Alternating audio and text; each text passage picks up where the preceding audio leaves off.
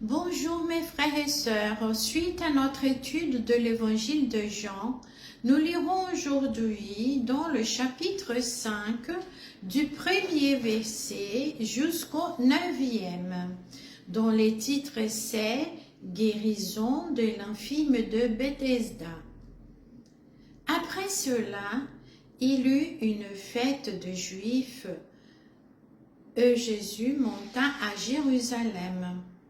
Or, à Jérusalem, près de la porte des brebis, il y a une piscine qui s'appelle en hébreu Bethesda et qui a 5 portiques. Sous ces portiques étaient couchés une multitude de malades, d'aveugles, de boiteux, d'estropiés, de paralytiques qui attendaient le mouvement de l'eau, car un ange descendait périodiquement dans la piscine et agitait l'eau. Et celui qui descendait le premier, après que l'eau avait été agitée, était guéri, quelle que était sa maladie. Là se trouvait un homme malade depuis 38 ans. Jésus le vit couché, et sachant qu'il était déjà là depuis longtemps, lui dit « Veux-tu retrouver la santé ?» Le malade lui répondit « Seigneur, je n'ai personne pour me jeter dans la piscine quand l'eau est agitée, et pendant que j'y vais, un autre descend avant moi. »« Lève-toi, lui dit Jésus. Prends ton lit et marche. » Aussitôt, cet homme retrouva la santé. Il prit son lit et se mit à marcher. Au fil du temps, les jours solennels de l'Éternel, ou les saintes convocations ordonnées par le Seigneur, selon le livre de Lévitique, chapitre 23, verset 2, sont devenus tout simplement fêtes de Juifs ou fêtes nationales avec un caractère politico-religieux. Dans ce récit que nous venons de lire, l'apôtre Jean ne mentionne même pas le nom de la fête quand Jésus a guéri un paralytique depuis 38 ans.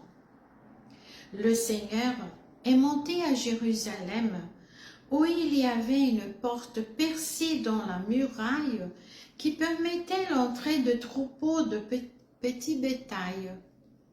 Cette porte, nommée donc porte des brebis, se trouvait près d'une piscine qui avait 5 portiques et qui s'appelait en hébreu Bethesda, dont la signification est maison de miséricorde ou lieu de grâce.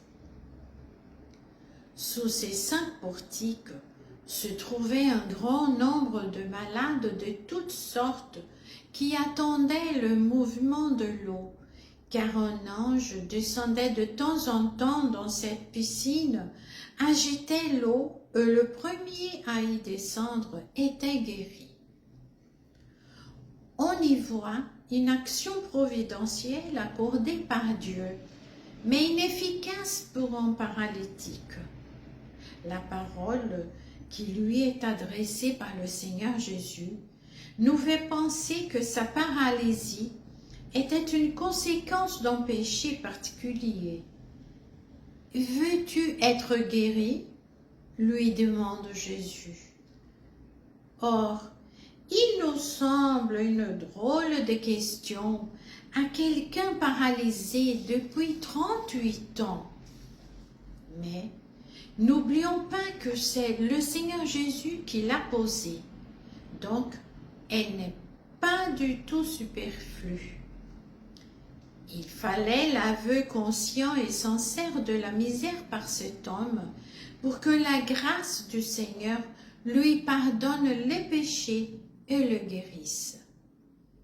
Le paralytique raconte à Jésus qu'il n'y avait personne pour l'aider.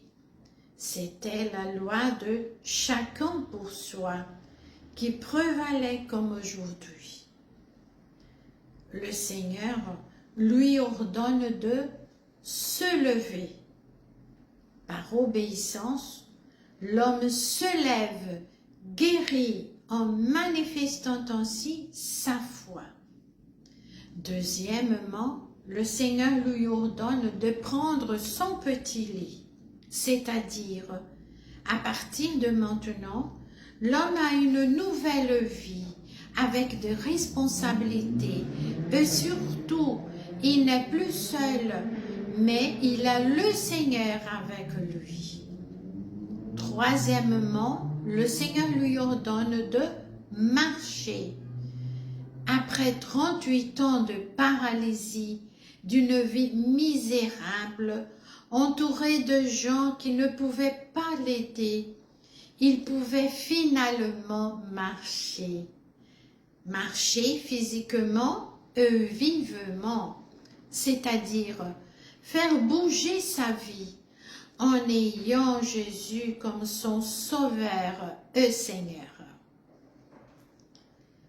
Est-ce que quelque chose ou quelqu'un a paralysé votre vie?